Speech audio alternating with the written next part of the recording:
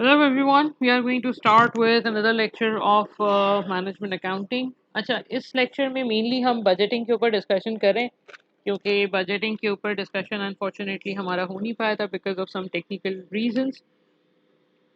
इसमें आप लोगों को 2 से 3 मिनट दे रहे हैं। You may pause this video and try to read this question. I don't know if we did this part in our class और नॉट। तो इसको आप एक दफ़ा पढ़ लें, उसके बाद फिर हम इसके ऊपर बात करते हैं। ऑलराइट, अच्छा देखें अब सिचुएशन क्या है। सिचुएशन में ये वाला जो पॉइंट है ये बड़ा इंपॉर्टेंट है। इस पॉइंट में उसने कहा कि जी it is the policy of company. अच्छा, इसमें इंपॉर्टेंट क्या है? इसमें इंपॉर्टेंट जो है वो ये है कि it is the policy of company. And when ever something is in policy, policy का मतलब ये है कि कंपनी फिर हमेशा उसी तरीके से करती है। So it is a policy of company to maintain closing stock of finished goods to be 10% of next month's sales and closing stock of raw material to be 25% of material consumption. इसका मतलब है कि जो भी finished goods का closing stock हम maintain करेंगे that should be equals to the that should be equals to 10% of next month's sales. अच्छा, ये क्यों हम कर रहे हैं? ये हम इसलिए करते हैं क्योंकि हम ये कहते हैं कि देखो भाई, जो भी हम सेफ्टी स्टॉक रखेंगे अपने पास वो फ्यूचर को देखते हुए रखेंगे कि अगर फ्यूचर में सेल्स ज़्यादा है तो हम सेफ्टी स्टॉक ज़्यादा रखेंगे, फ्यूचर में सेल्स कम है तो फिर हमें ज़्यादा मेंटेन करने की ज़रूरत एक्स्ट्रा नहीं होगी, right. So same case with the material, with the raw material के बारे में भी यही रिक्वायरमेंट पॉइंट है कि जी रॉ मटीरियल भी हम 20% of the next month requirement के अकॉर्डिंगली हम परचेज करेंगे। अच्छा, so we are required to prepare a production budget of January, production budget of February and production budget of March। ठीक है। अच्छा, अब प्रोडक्शन में हम हमेशा स्टार्ट करते हैं सेल्स वॉल्यूम से। ठीक है। अच्छा, सेल्स वॉल्यूम आपके पास जनवरी का 40,000 है। ठीक है। फेब्रवरी का इट्स अराउंड 50,000, मार्च का 62,000। ठीक है। अच्छा, अब जो क्लोजिंग स्टॉक होगा वो क्लोजिंग स्टॉक नेक्स्ट मंथ की सेल्स का 10% होगा, राइट। सो इसका मतलब ये है कि जनवरी की जो क्लोजिंग स्टॉक होगा वो फेब्रवरी की सेल्स का 0.1 यानी 10% होगा। उसी तरीके से फेब्रवरी का जो क्लोजिंग स्टॉक है वो मार्च की सेल्स का 10% होगा और मार्च का जो क्लोजिंग स्टॉक है वो अप्रैल की सेल्स का 10% होगा। लेकिन अप्रैल की सेल्स तो हमने लिखी नहीं है। एक काम करते हैं, फिर हम अप्रैल की सेल्स यहाँ पे लिख लेते हैं। अच्छा, अब अप्रैल की सेल्स कहाँ से आएगी? अप्रैल की सेल्स के लिए उसने ये वाला स्टेटमेंट दिया है कि जी it is expected that sales volume after March is expected to increase by 6,000 units per month. तो इसका मतलब है दिस प्लस 6,000, ये तकरीबन 6,800 बनेगा। अच्छा, ओपनिंग स्टॉक जो है ये हो जाएगा। अच्छा, ओपनिंग स्टॉक हमें पता है कि जी opening stock is something which is left in the last period, this is the closing stock of last period. So February का क्लोजिंग स्टॉक ओपनिंग स्टॉक होगा जो जनवरी में बच गया। जो मार्च का ओपनिंग स्टॉक है वो वही होगा जो फेब्रवरी में आपके पास क्लोजिंग स्टॉक है। लेकिन जनवरी का जो क्लोजिंग स्टॉक है, सॉरी जनवरी का जो ओपनिंग स्टॉक है वो क्या होगा? अब ये थोड़ा सा मसला है क्योंकि मेजॉरिटी अक्सर स्टूडेंट्स यहाँ पे ये करते हैं कि वो देखते हैं कि भाई ओपनिंग स्टॉक तो क्वेश्चन में दिया हुई नहीं है तो वो उसको जीरो मान लेते हैं। नहीं, ऐसा नहीं है। क्योंकि उसने कहा है कि जी it is the policy of company, ये वाला point, it is the policy of company.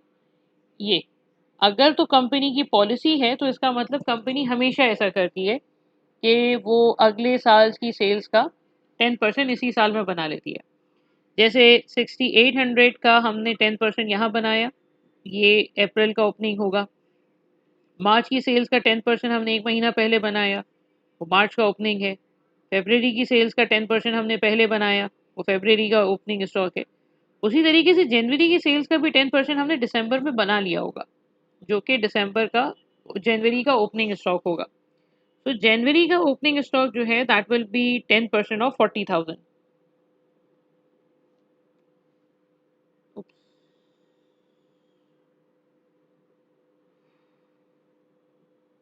0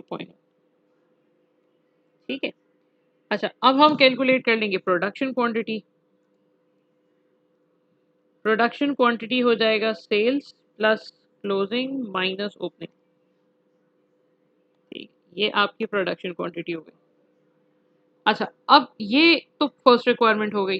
अच्छा, सेकंड रिक्वायरमेंट के लिए हमें कंजम्पशन, बिकॉज परचेजेस का मतलब है ये परचेजेस के लिए हमें कंजम्पशन चाहिए होती है। फिर हम क्लोजिंग स्टॉक लेते हैं, फिर हम ओपनिंग स्टॉक लेते हैं, राइट। तो सबसे पहले तो हम यहाँ पे लेंगे कंजम्पशन। अच्छा, कंजम्पशन कैसे कैलकुलेट करेंगे? Consumption will be 41,000 multiply by 5 kilogram जो यहाँ पे दिया हुआ है, क्योंकि 5 किलोग्राम्स का स्टैंडर्ड कंजम्पशन है, तो ये सारी सिचुएशंस में यही हो जाएगा। अच्छा, ऑलराइट। कंजम्पशन के बाद फिर हम उसमें प्लस करेंगे closing stock of raw material. अच्छा, रॉ मटेरियल का जो क्लोजिंग स्टॉक है वो फिलहाल तो क्वेश्चन में नहीं दिया हुआ, लेकिन उसने कहा था कि जी 25% मटेरियल की जो रिक्वायरमेंट है हम उसका जो भी नेक्स्ट रिक्वायरमेंट है उसका 25% हम इस महीने में बना लेंगे, परचेज कर लेंगे। तो दैट मीन्स इसका 25%, सॉरी, इसका 25% और फिर यहाँ पे इसका 25%। ठीक है। अब मसला क्या है? मसला ये है कि अप्रैल की तो कंजम्पशन ही नहीं है हमारे पास, वो तो हमने कैलकुलेट ही नहीं की। अच्छा, अब कंजम्पशन किस पे डिपेंड कर रही है? कंजम्पशन डिपेंड कर रही है प्रोडक्शन पे। प्रोडक्शन भी हमने नहीं कैलकुलेट किया हुआ, तो फिर हम एक काम करते हैं, अप्रैल की प्रोडक्शन कैलकुलेट करते हैं, बिल्कुल वैसी जैसे हमने अब तक की है। सो closing stock will be 10% of April के बाद क्या आएगा? मई आएगा। मई की सेल्स का 10%, मई की सेल्स हो जाएंगी 68,000 प्लस 6,000, और उसका हम ले लेंगे 10%। और जो ओपनिंग स्टॉक है वो वही होगा जो लास्ट ईयर बच गया।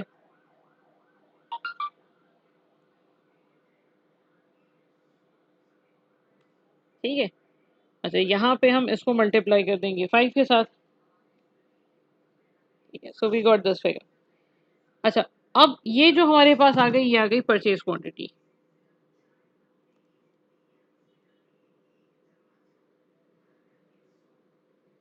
सॉरी, ओपनिंग स्टॉक बाकी।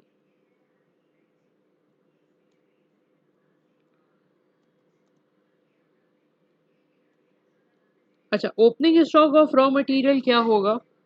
ओपनिंग स्टॉक के लिए हम लेंगे लास्ट पीरियड का क्लोजिंग स्टॉक। ठीक है, यहाँ पे लास्ट पीरियड का क्लोजिंग स्टॉक लेंगे, और यहाँ का ओपनिंग स्टॉक कितना होगा वही वही कॉन्सेप्ट हम फॉलो करेंगे।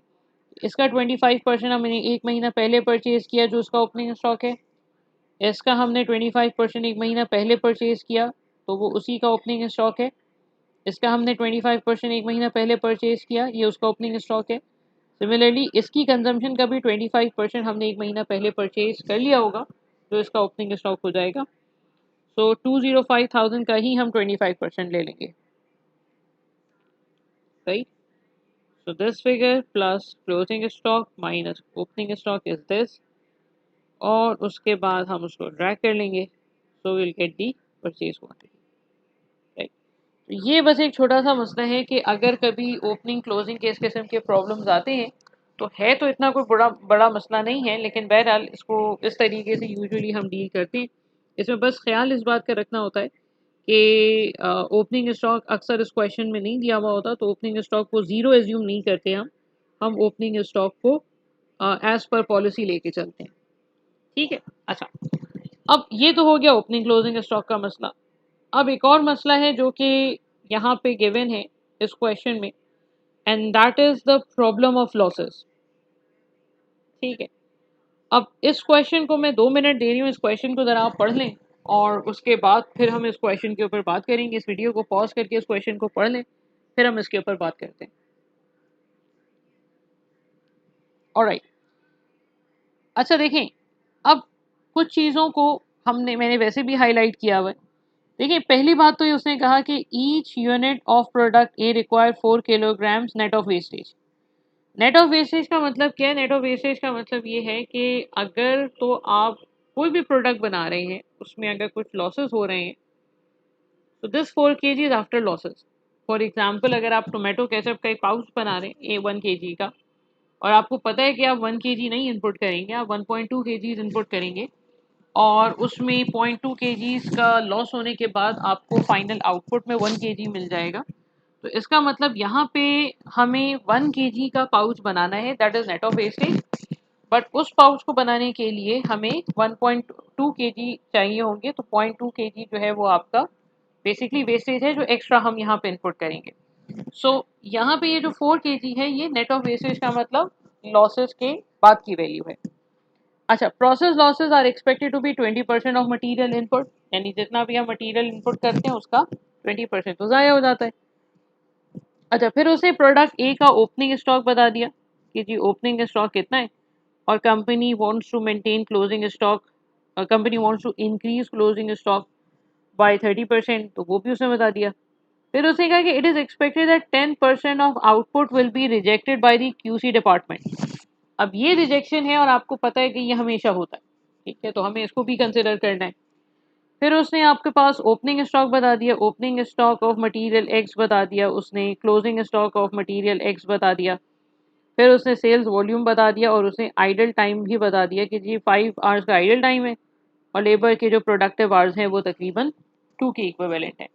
Now what you have to do, you have to calculate this budget. So how you can calculate this? Okay. अच्छा, अभी सबसे पहले हमें क्या करना है, first of all we have to prepare the production budget, how many units of product A will need to be produce. So अगर आपको प्रोडक्शन बजट कैलकुलेट करना है तो उसके लिए पहले तो आप लॉसेस छोड़ के पहले तो आप नॉर्मल बजट बना लें, ठीक है। नॉर्मल बजट का मतलब है कि we will start with the sales volume, ठीक है। Sales volume is 70,000। We will add closing stock of finished product, finished goods, right? Closing stock of product A, that is around अच्छा, closing stock उसे दिया हुआ नहीं है लेकिन उसने कहा क्लोजिंग स्टॉक हमें 30% से बढ़ाना है। 30% से बढ़ाने का मतलब ये है कि 5,000 का तो 5,000 का 10% 30% बढ़ाएंगे। 5,000 का क्यों 30% बढ़ाएंगे, क्योंकि देखिए मुझे अगर इस साल का क्लोजिंग स्टॉक 30% बढ़ाना है तो हम उसको पिछले साल के कंपैरिजन में 30% बढ़ाएंगे। और पिछले साल जो जो क्लोजिंग स्टॉक है वो तो नहीं है मेरे पास, लेकिन इस साल का ओपनिंग स्टॉक दिया हुआ है, so that represents exactly the same figure, right? So opening stock हमारे पास 5,000 है और जो क्लोजिंग स्टॉक होगा वो ओपनिंग स्टॉक का 130% होगा। So this will give you the production quantity without losses, ठीक है। अभी हमने लॉसेस को एडजस्ट नहीं किया, अभी हमने सिर्फ ये कैलकुलेट किया है कि जी प्रोडक्शन क्वांटिटी कितनी होगी, सेल्स प्लस क्लोजिंग माइनस, ठीक है। अच्छा, अब लॉसेस कैसे एडजस्ट करेंगे, देखिए लॉसेस में आप वो काम नहीं कीजिएगा कि वो जो अक्सर बच्चे करते हैं ना कि जी 30% ज़ाया होगा तो 130% ले लेते हैं, सॉरी कितना परसेंट ज़ाया हो रहा है, 10% ज़ाया हो रहा है तो वो 110% ले लेते हैं। ये मत कीजिएगा प्लीज़। इसको किस तरीके से करना है आपने, देखिए ये बड़ा सिंपल सा कॉन्सेप्ट है।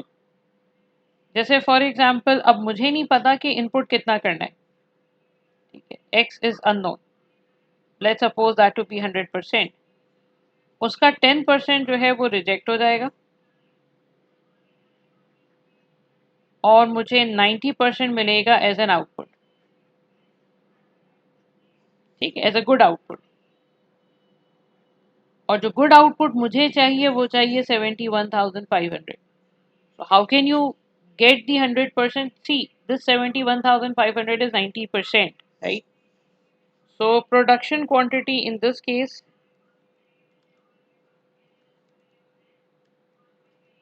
including losses will be what? 71,500 divided by 90 multiply by 100। या तो आप उसको ऐसे कर लें या फिर आप उसको ऐसे कर लें कि मुझे नहीं पता कितनी इनपुट क्वांटिटी है, लेकिन इनपुट का 90% जो है वो ज़ाया हो, इनपुट के 10% ज़ाया होगा, तो इनपुट का 90% जो है वो 71,500 होता है। तो मेरा एक्स कितना होना चाहिए, आई मीन एक्स का 90% is 71,500, so what should be the x? both will give you the same answer, right? So this is basically the first answer where the question asks you to calculate the production quantity. It's 79444. ठीक है. अच्छा, उसके बाद फिर उसे कहा purchases budget चाहिए. अच्छा, अब परचेजेस बजट के लिए जाहिर सी बात है हमें कंजम्पशन चाहिए, लेकिन कंजम्पशन के साथ मसला ये है कि कंजम्पशन वैसे तो उसने 4 केजीज का दिया हुआ है, लेकिन 4 केजीज का जो कंजम्पशन है ये नेट ऑफ वेस्टेज है. ठीक है. सो नेट ऑफ वेस्टेज होने का मतलब है कि अब हमें इसमें पहले लॉसेस की एडजस्टमेंट करनी पड़ेगी. अब लॉसेस की एडजस्टमेंट भी बिल्कुल वैसे ही करेंगे जैसे हमने इनपुट की आउटपुट की एडजस्टमेंट की है. लॉसेस की एडजस्टमेंट होती ही इस तरीके से है. देखिए, अब मुझे नहीं पता कि हम कितना प्रोसेस में इनपुट करें, लेकिन इनपुट का 20% ज़ाया होगा और 80% मुझे आउटपुट में मिलेगा. 80% will be used as a output of material जो हमें चाहिए, and that is actually 4 kilograms in this case, which is the net of losses. So अब मैं input कितना करूं? Input of material should be what?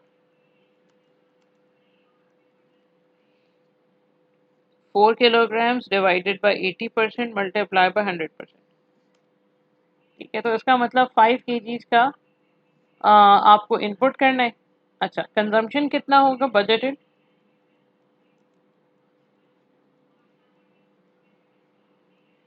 ये हो जाएगा 5 मल्टीप्लाई बाय 79,444. ये आपका बजटेड कंजम्पशन होगा. इसमें हम ऐड कर देंगे closing stock of raw material which is in this case is 60,000, और इसमें से माइनस कर देंगे हम opening stock of raw material. Opening stock of raw material is 50,000. तो मेरे पास परचेज क्वांटिटी आ जाएगी.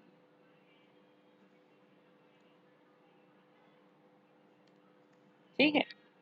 अच्छा, अब लेबर का अगर वो कहता है कि जी लेबर बजट आप कैलकुलेट करें, this is basically the second answer 407222. अच्छा, अब अगर वो कहते हैं कि जी लेबर आवर्स आप मुझे कैलकुलेट करके बताएं, तो लेबर आवर्स भी फिर उसी तरीके से कैलकुलेट होंगे जैसे हमने नॉर्मल लॉसेस, जैसे हमने भी लॉसेस कैलकुलेट किए थे कि लेबर को वैसे तो 2 प्रोडक्टिव आवर्स चाहिए. 2 प्रोडक्टिव आवर्स का मतलब लेबर 2 घंटे अगर प्रोडक्शन करता है, लेबर अगर 2 घंटे काम करता है तो मेरी प्रोडक्ट बनेगी. ठीक है. सो प्रोडक्टिव आवर्स जो है वो 2 आवर्स हैं, लेकिन 2 आवर्स जो है उसमें 5% का लॉस भी है. अगर मैंने 2 घंटे लेबर को बोला तो लेबर 5% ज़ाया कर देगा. So in this case total labor hours should be what? This should be 2 divided by 0.95 multiplied by 100. Not 0.5, 0.95. और फिर बजटेड लेबर आवर्स जो हैं ये हो जाएंगे 10 मल्टीप्लाई बाय परचेज मटेरियल. ठीक है भाई. तो ये तो दो बेसिक क्वेश्चंस हैं जो कि हमने क्लास में डिस्कस किए थे. अच्छा, इसके अलावा एक और तीसरा पार्ट भी है. वो ये है कि अगर कहीं पे लिमिटिंग फैक्टर आता है तो लिमिटिंग फैक्टर के केस में आप क्या करेंगे. ठीक है.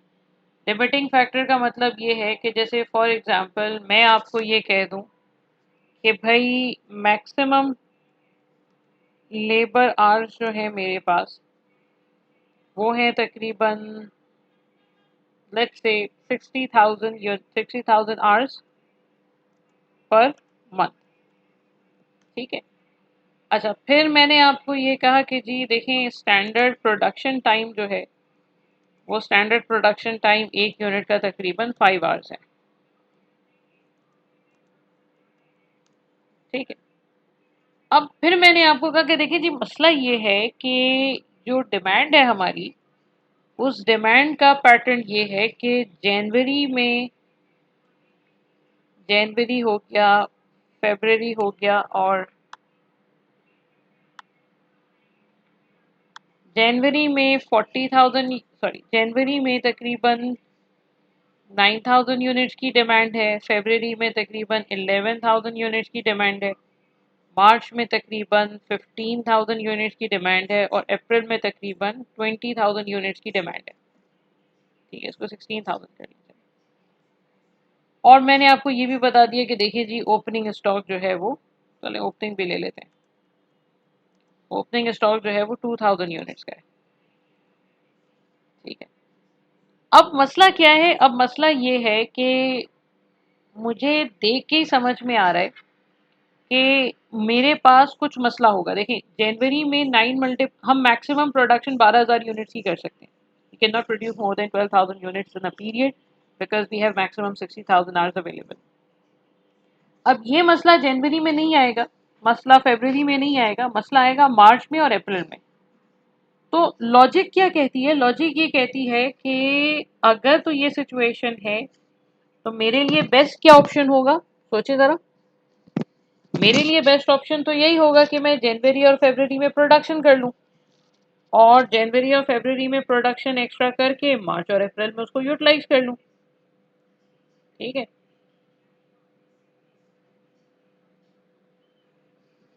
ओके। सो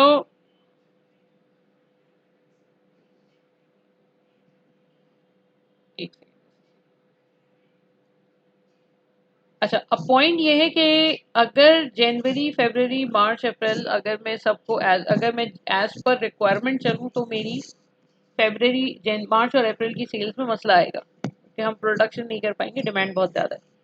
सो वो जो एक प्रोवर्ब है ना, keep something for the rainy days, तो हम उसको यूज़ करेंगे। कैसे यूज़ करेंगे? अब देखिए, बड़ी सिंपल सी लॉजिक है उसकी। What we will try to do, we will try to produce as many units as we can. Production budget की हेडिंग डालेंगे हम। अच्छा, प्रोडक्शन बजट की हेडिंग डाल के हम प्रोडक्शन बजट कैलकुलेट नहीं करेंगे, उसमें क्लोजिंग स्टॉक कैलकुलेट होगा।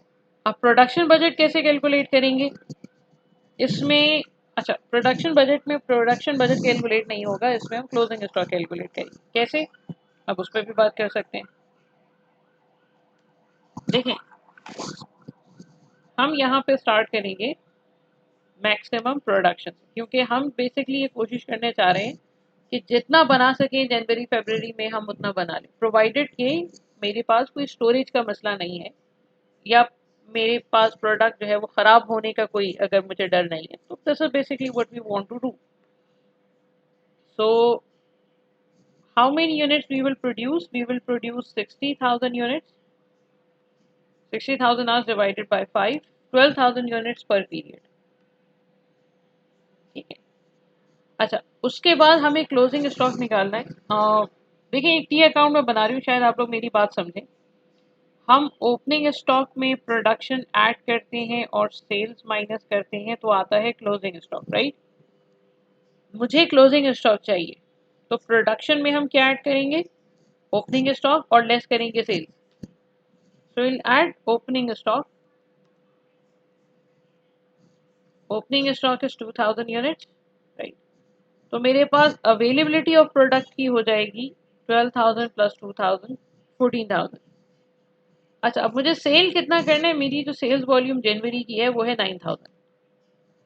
मेरे पास क्लोजिंग स्टॉक कितना बचेगा? क्लोजिंग स्टॉक बचेगा 14,000 माइनस 9,000, 5,000। यही क्लोजिंग स्टॉक अगले पीरियड का हो जाएगा ऑब्वियसली ओपनिंग स्टॉक। तो नेक्स्ट पीरियड में टोटल मेरे पास 17,000 यूनिट्स होंगे, उस 17 में से 11,000 यूनिट्स तो बिक जाएंगे फरवरी में। मेरे पास क्लोजिंग स्टॉक बचेगा, वो बचेगा 6,000 का। यही 6,000 का जो क्लोजिंग स्टॉक है वो नेक्स्ट पीरियड का बनेगा ओपनिंग स्टॉक। तो इसका मतलब मेरे पास 12 प्लस 6 तकरीबन 18,000 यूनिट्स अवेलेबल होंगे। अच्छा, सेल्स कितनी है? सेल्स इस पीरियड में है तकरीबन 16,000। मेरे पास जो बचेगा वो बचेगा 2,000 यूनिट्स। अच्छा, अब जो पिछले साल का क्लोजिंग स्टॉक 2,000 था वो साल का ओपनिंग हो गया इस दफा का। मेरे पास मैक्सिमम प्रोडक्शन कितनी है, 14,000 है। अच्छा, अब मसला ये है कि डिमांड तो यहाँ पे 20,000 की है, बट क्या हम 20,000 यूनिट सेल कर सकते हैं? आउटपुट ही नहीं है, प्रोडक्शन ही नहीं है, कैसे बेचेंगे आप? तो इसका मतलब यहाँ पे सेल्स बजट को हम रिस्ट्रिक्ट करेंगे 14,000 यूनिट्स पे, and we will write a comment here that sales are restricted to the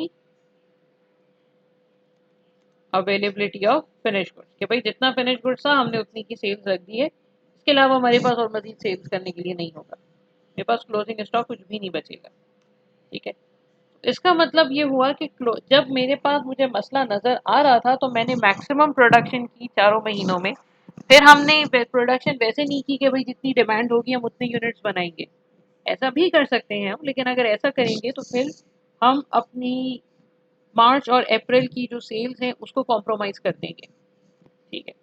अच्छा, मुझसे क्लास में एक बच्चे ने कहा था कि मैम ऐसा भी तो हो सकता है कि मार्च और हम मैक्सिमम प्रोडक्शन करें और मैक्सिमम प्रोडक्शन करने के बाद अप्रैल और अप्रैल में जो डिमांड है वो मीट हो जाए। तो अगर डिमांड मीट हो जाती है तो इसका मतलब कि हमें लिमिटिंग फैक्टर नज़र आया, हमने उसको डील किया, and we somehow managed to meet the requirement by excessively producing in a month where labor was idle, right?